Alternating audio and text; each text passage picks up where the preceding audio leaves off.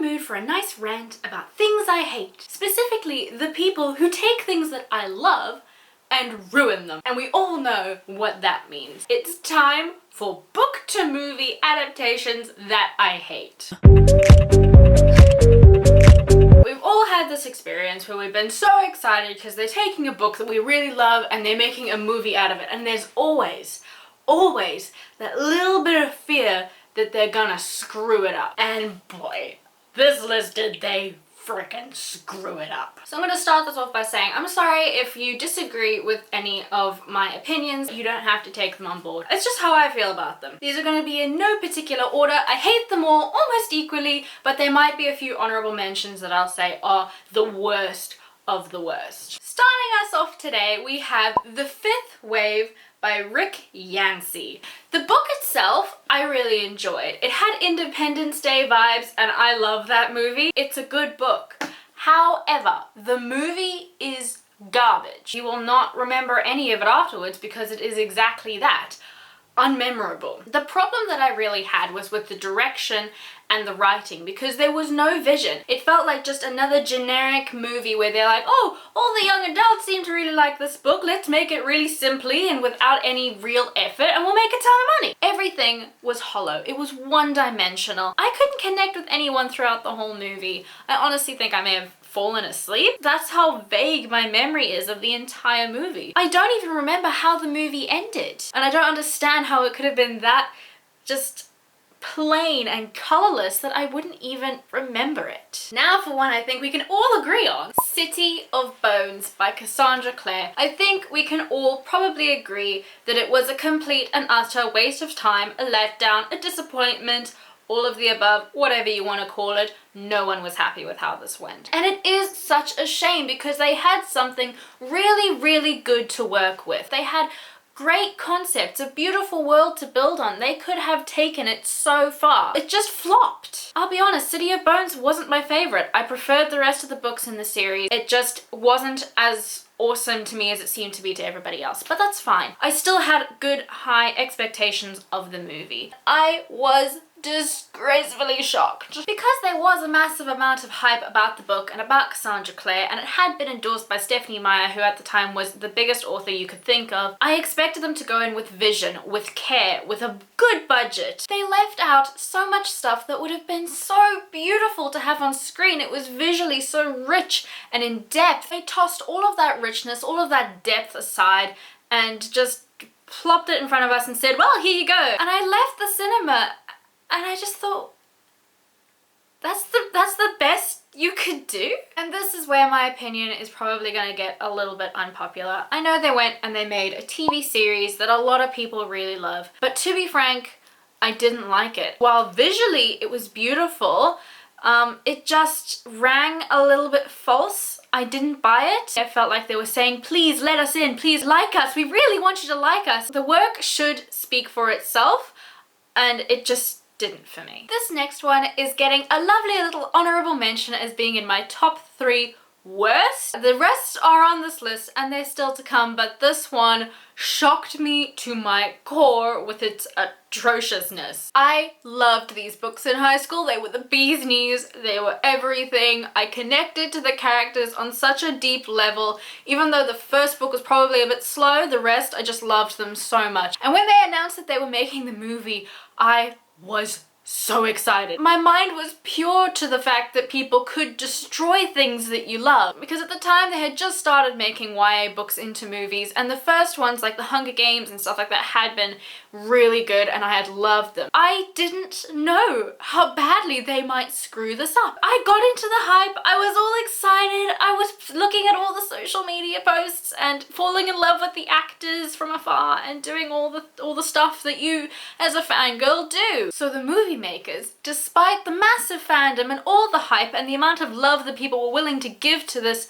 if they got it right, decided that they were going to take a part of the book and they were going to make that part of the book into a movie, but the rest they were going to just wing it. So say hello to Beautiful Creatures by Cami Garcia and Margaret Stoll. This movie was horrendously bad, horrifyingly bad. Every adjective that you can think of for bad It was. I thought Viola Davis was really good. I liked who they cast as Lena, and I thought that little Ethan was an absolute dreamboat. My problem is the story was not Beautiful Creatures. They could have named it something else and you wouldn't have been able to recognize it as being based off this book. They took two different characters and decided they were gonna cut basically both of them out and mush them together into this new character that hadn't existed in the books, but they were gonna give it the name of one of the characters from the books and that had no connection, and it made no sense. They added this weird plot twist at the end where she makes Ethan forget that she existed or that he ever knew her. Where did that even come from? No, that was not in the book. Once again, it falls into that category where they saw a book that all the young adults and teenagers seemed to love and thought, we could make some money off them. Let's just throw it together, not give a crap, and they'll take it. No, we refuse. We refuse to take it. And you can tell from the ending that they were not planning to do a second movie. They knew it was crap. They knew all along. I went to see it with my sister who hadn't read the book, so you can get a good comparison of the different reactions that people had to it. And she came out thinking, oh, that was awesome. I loved it. I want to watch it again.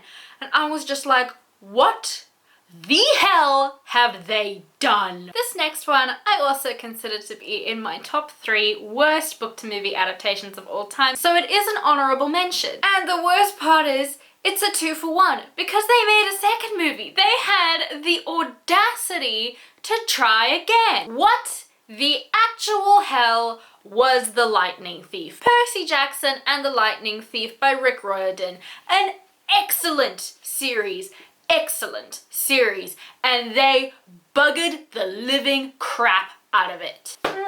Everyone at school was watching it. Everyone at school went to the cinema and then came back and said, it's amazing, it's so good, Erin, you'll love it, it's right up your alley, it's exactly the kind of thing that you like. You read those books, didn't you? You loved the movie, go see it. So following their stupid advice, I went to go and see it. And to be fair, my expectations going in were low. I had seen who they had cast. Logan Lerman is not 11, he's a young adult. And they're trying to make Percy 16 or 17 now, he's 11. I knew going in that they had made some changes that I already wasn't a fan of, but I thought, you know what, I'll give it a try, maybe it'll surprise me. And I was 50 shades of wrong. Every time I saw Annabeth's stupid brown hair, every time I looked at Logan Lerman playing Percy and went, you're not 11, Percy's 11, what the? Every single time one of these things happened, it was like the knife in my chest just twisted a little bit more. And then, after this fiasco, they made another one. As if they hadn't violated Percy Jackson enough. They made Sea of Monsters, and they thought that just by changing Annabeth's hair to blonde, everything would be fixed, and then we would forget what they had done. And then they went and they did it again. They took a beautiful story and they killed it. I have not forgiven them.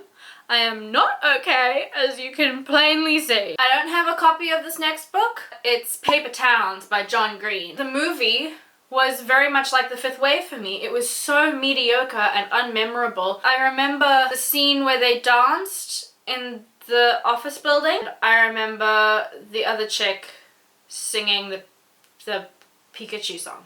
Was it Pokemon? That's it. I don't remember anything else. You're constantly waiting for things to happen and for the plot to take off and for the excitement, and then you're getting to the end and it's just like, where is it? Was that like a rough cut that they accidentally then published as the full movie? Let's have a little heart-to-heart chat about Vampire Academy. Oh my gosh, you knew it was gonna be bad as soon as you saw the promotional poster that was just Lumo green and pink. Oh, you knew then not to get your hopes up. Still, we were all like, oh, it's just one poster. Probably won't be that bad, right? It was worse. I couldn't stand Rose. She drove me crazy. She whined the whole time. I hated how her character was portrayed. I hated how she was written.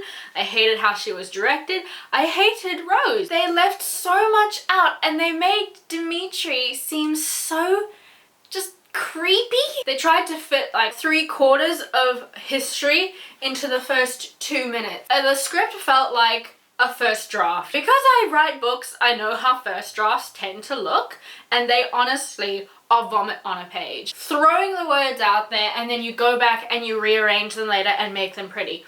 They didn't bother polishing any of this crap. Moving on, let's talk about the world's most hated book to movie adaptation, Eragon. Wow, that was something else. The first time I watched Eragon, I was a little and I hadn't read the book yet. And at first I was like, whoa, this is good. I like this. This is a good movie. Why is everyone upset? Well, I better find out. Give me the book. I understood why everyone was upset. You can't take a book as loved and as cherished as Eragon and destroy it. I don't think anyone's going to be surprised at this next one. If you're here, you're probably a YA fan, which means you've probably read this series. Which means you were probably just as disappointed in Allegiant as I was. I hated this book a massive amount. I was extremely unhappy with it, and I will not lie about that. It was crap. We didn't think it could get any worse. Well, it turns out we were wrong. They split this book into 2 and they were gonna make it into 2 movies.